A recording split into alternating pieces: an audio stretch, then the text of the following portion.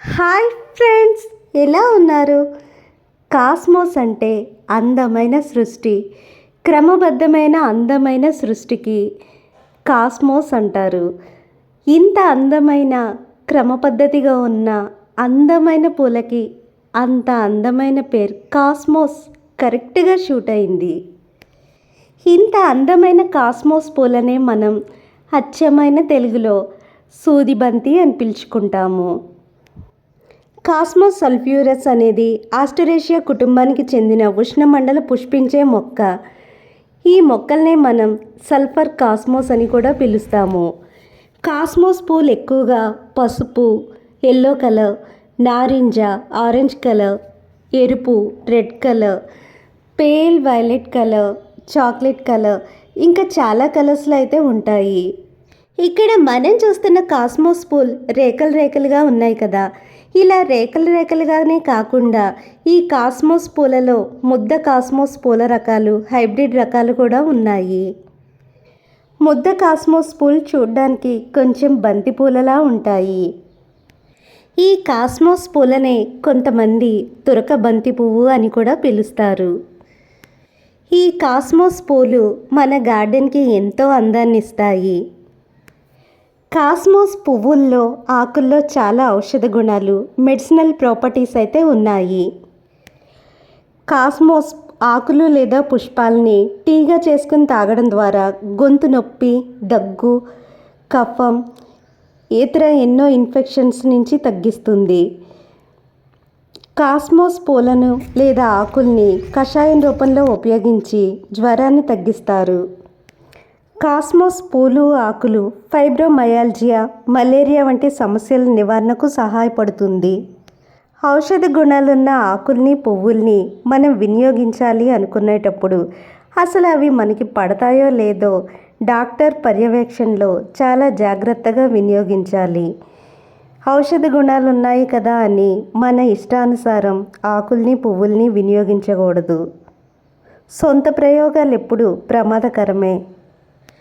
Cosmos మొక్కలకి ఔషధ గుణం ఉండడం వల్ల పురుగు పట్టకుండా వాటిని అవే కాపాడుకుంటాయి. అందుకని వేరే మొక్కలకి కూడా పురుగు పట్టకుండా ఇవి కాపాడుతాయి. అందుకని వేరే మొక్కలు పక్కనే ఇవి పాతడం వల్ల ఆ మొక్కలకు కూడా ఎలాంటి చీడపీడలు పట్టకుండా, పురుగు పట్టకుండా ఈ కాస్మోస్ మొక్కలే ఆ మొక్కల్ని కూడా రక్షిస్తాయి. ఈ కాస్మోస్ పూలు ఎక్కువగా పాలినేటర్స్ని, తేనెటీగల్ని, సీతాకోక చిలుకల్ని, తుమ్మెదల్ని ఆకర్షించడం వల్ల ఈ పూల మీద వాలిన తేనెటీగలు మన గార్డెన్లో వేరే మొక్కల మీద కూడా వాలడం వల్ల వాటికి ఎక్కువగా పూలు రావడానికి, కాయలు కాయడానికి దోహదం చేస్తుంది.